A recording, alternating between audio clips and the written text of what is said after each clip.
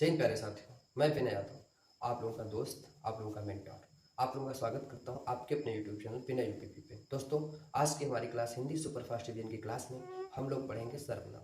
अब ये चैप्टर जो है हमारे लिए इम्पॉर्टेंट इसलिए हो जाता है सबसे ज़्यादा, क्योंकि इस चैप्टर से वाक्य शुद्धिकरण जैसे कुछ क्वेश्चन आते हैं। हर पेपर में, हर वनडे एग्जाम में कम से कम 2 से 3 क्वेश्चन आ जाते हैं। नियर अबाउट अगर 2 से 3 क्वेश्चन आएंगे तो कम से कम हमारा 4 से 6 नंबर यहाँ से कंप्लीट हो जाता है, और 4 से 6 नंबर जो है वो आपके सिलेक्शन में बहुत अच्छा रोल प्ले करता है। तो दोस्तों, चलिए शुरू करते हैं इस चैप्टर को। बहुत छोटा चैप्टर है, बहुत इंटरेस्टिंग है और बहुत मजा आने वाला है पढ़ने में। तो चलिए सबसे पहले हम पढ़ते हैं सर्वनाम। अब ये सर्वनाम होते क्या चीज़ है? इंग्लिश में इन्हें हम कहते हैं प्रोनाउन, मतलब जो नाउन के स्थान पर प्रयोग किए जाए। जैसे कि नाउन अंग्रेजी में होता है और हिंदी में होता है संज्ञा। अब तो हिंदी में हम लोग पढ़ रहे हैं, तो हिंदी में ऐसे शब्द जो संज्ञा के स्थान पर प्रयोग किए जाएं उन्हें हम सर्वनाम कहते हैं।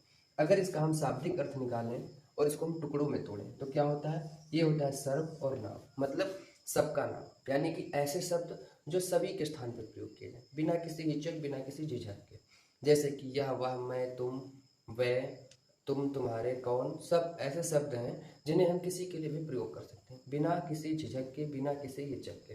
हमको किसी का डर नहीं, तो ऐसे शब्दों को हम कहते हैं सर्वनाम।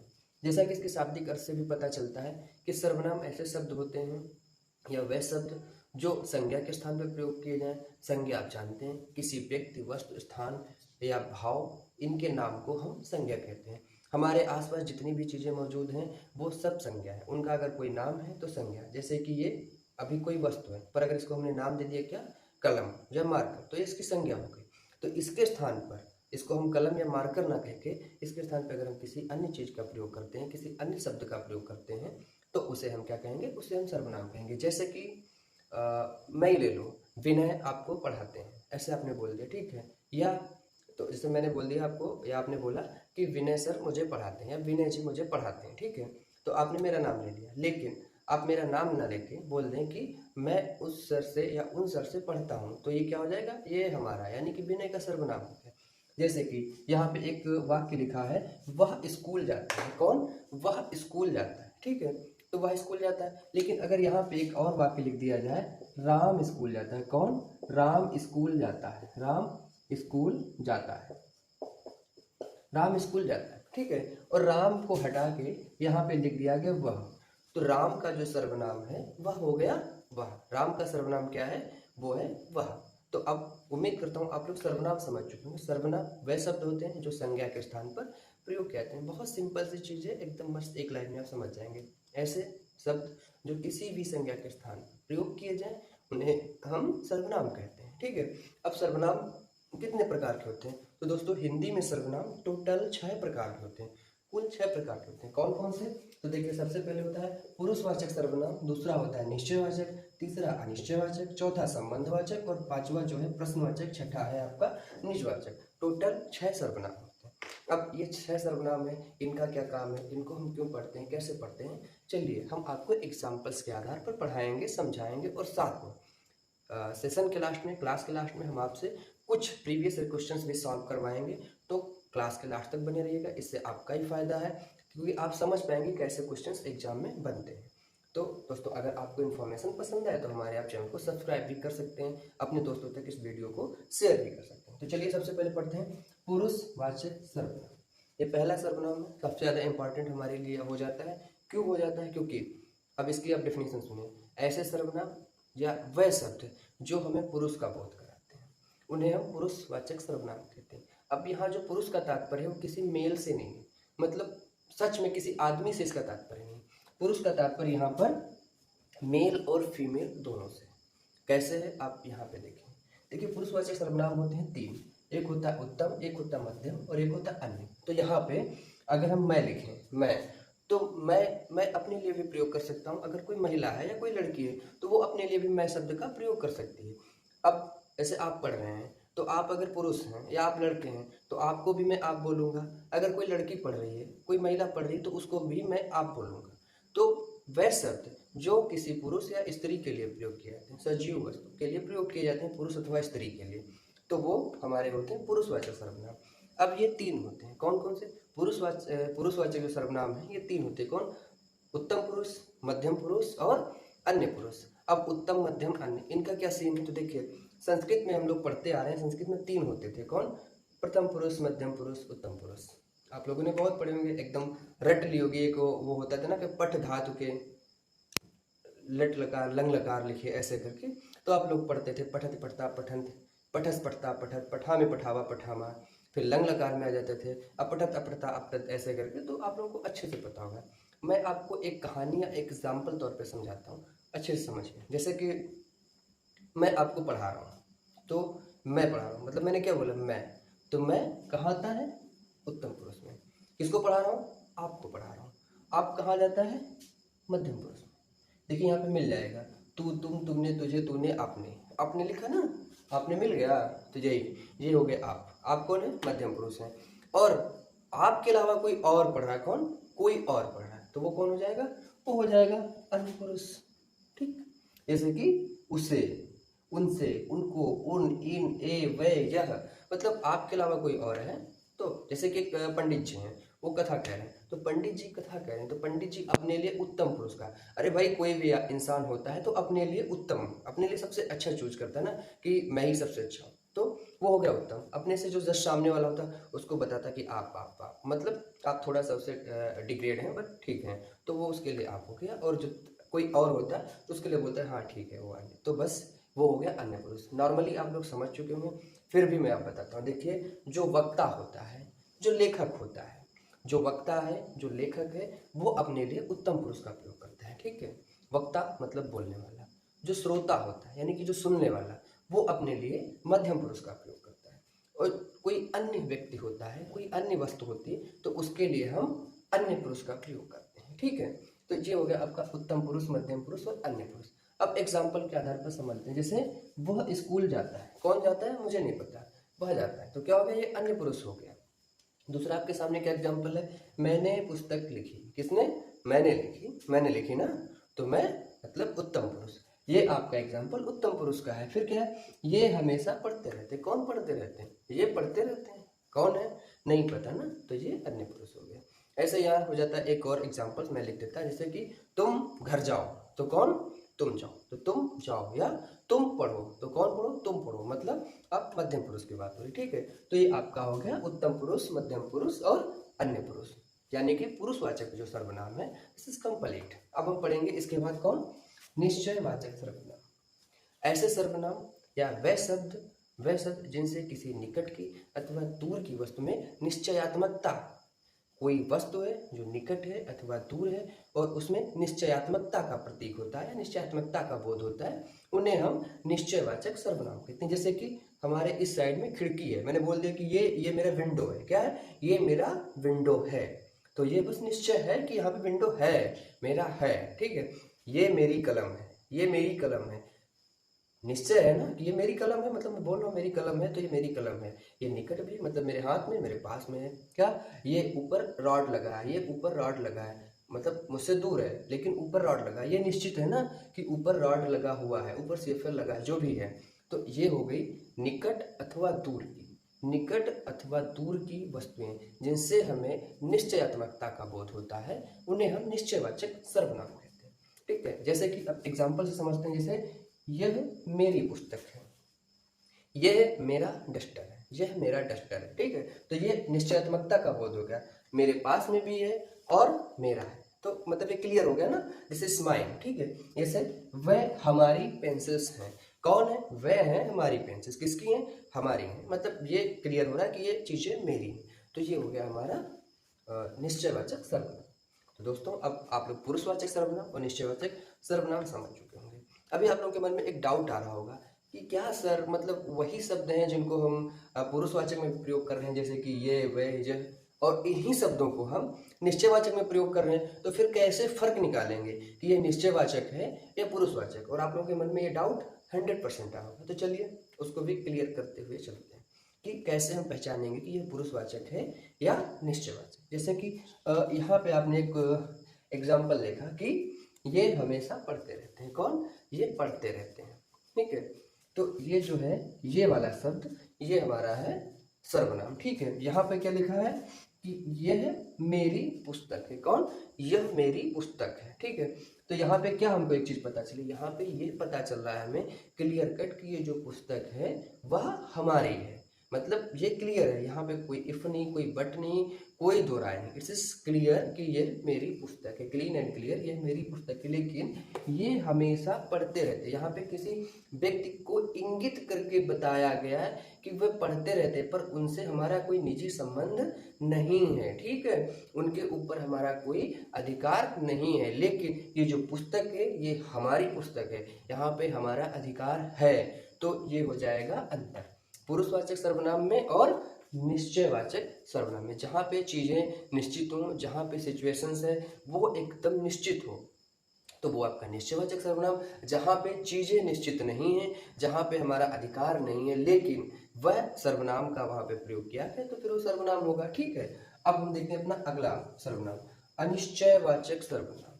तो वह वस्तुएं या वह शब्द जो किसी निकट अथवा दूर, वह शब्द जो किसी निकट अथवा दूर की वस्तु के लिए अनिश्चितता का भाव प्रकट करते हैं, या वह शब्द जिनसे किसी दूर अथवा निकट की वस्तु के लिए निश्चयात्मकता का भाव प्रकट नहीं होता। जैसे कि वह कौन आया है, वहाँ कौन रहता है, वह क्या पढ़ रहा है, तुम क्या पढ़ रहे हो। तो यहाँ पे हमें क्या पता चल रहा है? Question mark. हमें नहीं पता कि मतलब क्या है, तो यहाँ पे निश्चयात्मकता का नहीं है। जैसे कि कोई आया, हमारे पास एक एग्जाम्पल लिखा है, कोई आया है, वर्षा की कुछ बूंदें गिरी, वर्षा की कुछ बूंदें गिरी। क्या? कुछ, यहाँ पे निश्चय नहीं है, यहाँ पे निश्चय नहीं है कि कितनी बूंदें गिरी, कुछ गिरी हैं, नॉट काउंटेबल। ठीक है, जैसे यहाँ पे क्या लिखा है? कोई आया है। अब कौन आया मुझे नहीं पता, आपको नहीं पता, किसी को नहीं पता, बस कोई आया है। ठीक है, तो ये होते हैं हमारे अनिश्चयवाचक सर्वनाम। ऐसे सर्वनाम जिनसे हमें निश्चयात्मकता का बोध नहीं होता है, निश्चयात्मकता का ज्ञान नहीं होता है, उन्हें हम अनिश्चयवाचक सर्वनाम कहते हैं। इनके जो योजक चिन्ह होते हैं या ऐसे कुछ शब्द होते हैं जिनसे हम पहचान लेते हैं कि निश्चयवाचक है या अनिश्चयवाचक सर्वनाम है, तो वो है ये। जैसे कि कुछ ना कुछ, आपको वाक्य में अगर कुछ ना कुछ लिखा मिल जाए तो आप मान लीजिए कि वहां पर अनिश्चयवाचक सर्वनाम होगा। अगर शब्द मिल जाए कोई ना कोई, मतलब जैसे कि बोल दिया गया, किसी ने बोल दिया कि हाँ यार हमारे घर में कोई ना कोई मेहमान आता रहता है। अभी कौन आता रहता है नहीं पता, पर कोई ना कोई मेहमान आता रहता है। ऐसे बोल दिया कि हाँ यार तुम हमेशा कुछ ना कुछ पढ़ते रहते हो। अभी क्या पढ़ते रहते हो नहीं पता, पर कुछ ना कुछ पढ़ते रहते हो, तो ये क्या है? ये है अनिश्चयवाचक। ठीक, क्योंकि ये नहीं पता कि आप क्या पढ़ते रहते, ये नहीं पता कि आपके घर में कौन आता रहता है। हाँ, कोई ना कोई मेहमान आता रहता है, आप कुछ ना कुछ पढ़ते रहते हो, बस। तो ये हो गया आपका क्या? अनिश्चयवाचक सर्वनाम। एक और है सब कुछ। सब कुछ है लेकिन क्या है ये नहीं पता। जैसे कि आपसे बोल दिया कि आपकी परीक्षा पास में है और आपने पढ़ लिया, आप बोलेंगे हाँ मैंने सब कुछ पढ़ लिया। अभी क्या पढ़ लिया आपने ये क्लियर नहीं बताया, तो जो सामने वाला सस्पेंस में, अबे यार क्या पढ़ लिया इसने, और आप भी कुछ नहीं बता रहे। हाँ मैंने सब कुछ पढ़ लिया पर क्लियर नहीं बता रहे, अभी वो भी सस्पेंस में, अभी क्या पढ़ के बैठा है, क्या लिखेगा नहीं पता है, पर पढ़ लिया। तो ये आपका होता है क्या? अनिश्चयवाचक। जहाँ पे चीजें, जहाँ पे स्थिति, जहाँ पे सिचुएशन जो है वो क्लियर ना पता चले, वो आपका अनिश्चयवाचक सर्वनाम होता है। जैसे कि हर कोई, हाँ यूपी पुलिस की तैयारी है तो हर कोई करता है, सिलेक्शन किसी किसी का होता है। यूपी पुलिस की तैयारी हर कोई करता है पर सिलेक्शन किसी किसी का होता है। बढ़िया लाइन है, आप लोग भी तैयारी कर रहे हैं तो भाई ये वाली लाइन आप पे ना आनी चाहिए, आप लोग सिलेक्शन लेके रहे। तो अब हर कोई यहाँ पे, तो मतलब ये नहीं पता, काउंटेबल नहीं कि कौन कौन तैयारी कर, हाँ हर कोई कर लेता है नॉर्मली, मतलब सब पढ़ लेते हैं। सिलेक्शन किसी किसी का होता है, ये भी नहीं पता किसका हो रहा है, किसी किसी का होता है। भाई 50,000 वैकेंसी तो 50,000 का हो जाएगा, 1 लाख वैकेंसी तो 1 लाख का हो जाएगा, लेकिन किसका हो जाएगा ये नहीं पता। तो ये आपका हो जाएगा अनिश्चयवाचक सर्वनाम।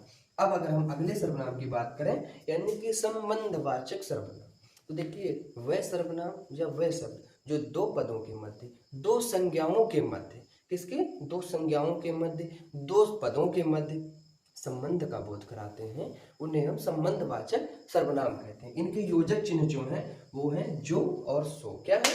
जो और सो। जैसे कि जो करेगा सो भरेगा, क्या? जो करेगा सो भरेगा। ठीक है, तो यहाँ पे जो और सो जो है ये संबंधवाचक है। जैसे कि मैं ही हूं, ठीक है, तो मैं सही पढ़ा रहा हूँ तो मुझे सही फल मिलेगा, मैं गलत पढ़ाऊंगा तो मुझे गलत प्रतिक्रिया मिलेगी। ठीक है, तो यहाँ पे जो दूसरा वाला वाक्य उसका पहले वाले से एकदम सीधा संबंध बता दिया गया। ठीक है, जैसे कि मैं गलत काम करूंगा तो मुझे सजा मिलेगी, मैं गलत काम करूंगा तो मुझे सजा मिलेगी। या जो चोरी करेगा वो जेल जाएगा, जो चोरी करेगा वो जेल जाएगा, जो चोरी करेगा सो जेल जाएगा, ऐसे भी हो जाता है। ठीक है, तो यहाँ पर संबंधवाचक यानी कि एक पद जब दूसरे पद के साथ संबंध स्थापित करता है तो उसे वहां पर हम संबंधवाचक सर्वनाम कहते हैं। तो मैं उम्मीद करूंगा कि आप लोग इस बात को भी समझ चुके होंगे। तो चलिए अब हम अगला देखते हैं। हमारा अगला जो सर्वनाम है, ऐसे शब्द जो जिनका प्रयोग हम प्रश्न करने के लिए करते हैं, वह शब्द जिनका प्रयोग हम प्रश्न करने के लिए करते हैं उन्हें हम प्रश्नवाचक शब्द कहते हैं या प्रश्नवाचक सर्वनाम कहते हैं। वह सर्वनाम जिनका प्रयोग हम प्रश्न करने के लिए करते हैं उन्हें हम प्रश्नवाचक सर्वनाम कहते हैं। जैसे कि हमारे पास एक क्वेश्चन है, एक एग्जाम्पल है, सॉरी, कौन आया, क्या, कौन आया, तुम कहाँ थे। जैसे कि आप लोग खेलने चले जाते हैं, ठीक है, उसके बाद बहुत लेट में आते हैं तो घर में क्या पूछा था, तुम कहाँ थे। आप कुछ ना कुछ बहाने ही मारते होंगे, सच तो बोलेंगे नहीं, हम भी कभी नहीं बोले तो आप क्या बोलेंगे, मतलब घर में, बाकी सच बोलता हूँ। ठीक है, तो वैसा आप लोग भी करते होंगे। तो यहाँ पे आपसे क्या बोला गया, हमारा फोकस किस पे होना चाहिए, हमारा फोकस होना चाहिए इस पे, कौन पे, मतलब कौन आया। अब नहीं पता ना कौन आया, तो ये कौन क्या है, ये हमारा प्रश्नवाचक है, लेकिन किसकी जगह प्रयोग हुआ, संज्ञा की जगह पे। अगर हम बोल देना कि मोहन आया तो मोहन पता चल गया ना कि मोहन संज्ञा है, लेकिन मोहन हम नहीं बोल रहे हैं, हम क्या बोल रहे हैं, कौन आया।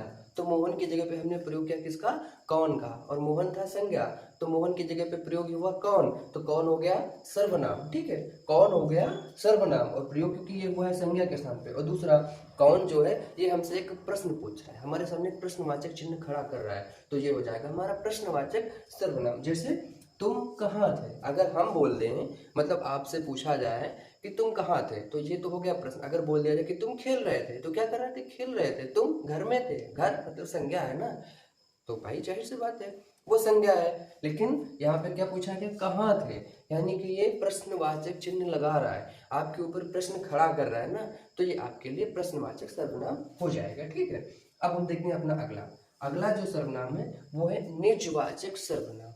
तो वह सर्वनाम या वह सर्वनामिक पद या वह शब्द जिनसे प्रथम पुरुष उत्तम पुरुष, सॉरी इसमें प्रथम पुरुष नहीं होता है, संस्कृत में प्रथम पुरुष होता है, तो वह सर्वनामिक पद, वह शब्द या ऐसे सर्वनाम जो उत्तम पुरुष, मध्यम पुरुष और अन्य पुरुष, उत्तम पुरुष, मध्यम पुरुष, अन्य पुरुष, तीनों में निजत्व का भाव उत्पन्न करते हैं, तीनों में क्या करते हैं, निजत्व का भाव उत्पन्न करते हैं, उन्हें हम क्या कहते हैं, उन्हें हम कहते हैं निजवाचक सर्वनाम। निजवाचक सर्वनाम अब कैसे होता है निजत्व का भाव, जैसे कि मैं अपने आप खाना खा लूंगा, तो मैं तो हो गया उत्तम पुरुष, लेकिन अपने आप जो है ये निजत्व का भाव है, क्योंकि मैं आपसे खाना नहीं मांगूंगा, मैं खुद खा लूंगा, मैं अपने आप अपना सिलेबस कंप्लीट कर लूंगा, तो अपने आप, लेकिन मैं उत्तम पुरुष और अपने आप अपना सिलेबस कंप्लीट कर लूंगा, तो ये क्या हो गया, अपने आप यानी कि स्वतः, खुद से, तो ये हो जाएगा हमारा निजत्व का भाव। जैसे कि वह स्वयं गाड़ी चलाता है, हमारा नीचे एग्जाम्पल लिखा है वह स्वयं गाड़ी चलाता है, तो यहाँ पे जो स्वयं शब्द है, ऊपर जो ये अपने आप शब्द है, ये दोनों शब्द जो हैं ये निजत्व का भाव, जैसे ये लिखा है, ये काम मैं अपने आप कर लूंगा, यानी कि मैं, तो ये हो गया उत्तम पुरुष, और यहाँ पे क्या लिखा है वह, तो ये वह जो है ये हो गया अन्य पुरुष, और दोनों में वह में स्वयं जो है निजत्व का भाव उत्पन्न कर रहा है, और यहाँ पे मैं में अपने आप जो है शब्द ये निजत्व का भाव उत्पन्न कर रहा है। तो दोस्तों ये दोनों शब्द जो हैं ये निजत्व का भाव उत्पन्न कर रहे हैं, इसलिए ये निजवाचक सर्वनाम होते हैं। तो ऐसे शब्द, ऐसे सर्वनामिक पद जो मध्यम पुरुष, उत्तम पुरुष व अन्य पुरुष में निजत्व का भाव उत्पन्न करते हैं, उन्हें हम क्या कहते हैं, उन्हें हम कहते हैं निजवाचक सर्वनाम। अब आप लोग फिर से एक क्वेश्चन क्रिएट करके खड़े हो जाएंगे कि सर ये जो निजवाचक सर्वनाम है और पुरुषवाचक सर्वनाम में हम अंतर कैसे करेंगे, तो चलिए हम बताते हैं आप अंतर कैसे करेंगे। जैसे आपके सामने एक एग्जाम्पल यहाँ पे लिखा है, आप बहुत अच्छे कलाकार, क्या है, आप बहुत अच्छे कलाकार हैं, आपके लिए बोल दिया गया ना, तो यहाँ पे जो आप शब्द है ये क्या है, आप फटक से बोल देंगे ये तो मध्यम पुरुष है, क्योंकि मैं आपको बोल रहा हूँ ना आप, तो आप बोलेंगे सर आप मुझे कह रहे हैं आप, तो ये तो हो गया मध्यम पुरुष, क्योंकि आप मुझे कह रहे हैं आप। लेकिन अब यहाँ पे क्या है, ये काम मैं अपने आप कर लूंगा, तो ये बात मैं आपसे कह रहा हूँ अपने लिए। तो देखिए, यहाँ पे अपने आप और यहाँ पे सिर्फ आप, इन दोनों में फ़र्क है। यहाँ पे जो आप बोला गया है, यहाँ पे जो आप मैं बोल रहा हूँ वो मैं आपके लिए बोल रहा हूँ, लेकिन यहाँ का जो आप है वो मैं खुद के लिए बोल रहा हूँ। तो जब हम खुद के लिए आप का प्रयोग करते हैं या खुद के लिए किसी शब्द का प्रयोग करते हैं तो वहाँ पर क्या होता है, वहाँ पर होता है निजवाचक सर्वनाम। लेकिन जब हम किसी और को इंडिकेट करते हैं तो वहाँ पर होता है पुरुषवाचक सर्वनाम। तो दोस्तों, इसी क्लास के साथ, इसी उदाहरण के साथ हमारा आज का जो चैप्टर है ये क्लियर हो गया है। अभी कुछ हम पढ़ेंगे क्या, प्रीवियस ईयर के क्वेश्चन पेपर, जो कि मैंने शुरुआत में बताए थे। उसके बाद में हमारा जो चैप्टर है पूरी तरीके से क्लोज हो जाएगा और इसके जो PYQs हैं, क्विजेस हैं, हमारे टेलीग्राम चैनल बिना UPP पे आप लोग कर सकते हैं। तो दोस्तों चलिए, अब इसके जो क्विज हैं वो मैं आपसे करवाता हूँ, आप बताइए। देखिए, जैसे एक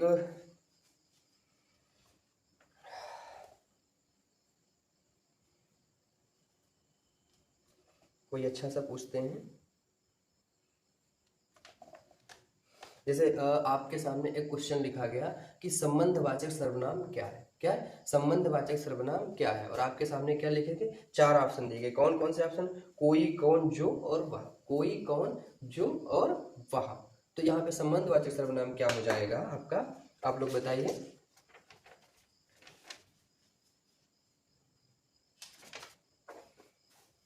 तो यहाँ पे आपका संबंधवाचक सर्वनाम जो है वो हो जाएगा वाह। और बाकी डिटेल में आप लोग जो क्विजेस हैं आप हमारे टेलीग्राम चैनल बिना UPP पे कर सकते हैं, वहाँ पे आपको करवाया जा रहा है। तो दोस्तों आज की क्लास इतनी। जय हिंद दोस्तों। कल हम लोग पढ़ेंगे विशेषण। कल हम लोग विशेषण की क्लास लेंगे। तब तक के लिए आप लोग पढ़ते रहें, अपना रिविजन करते रहें। जय हिंद दोस्तों, नमस्कार।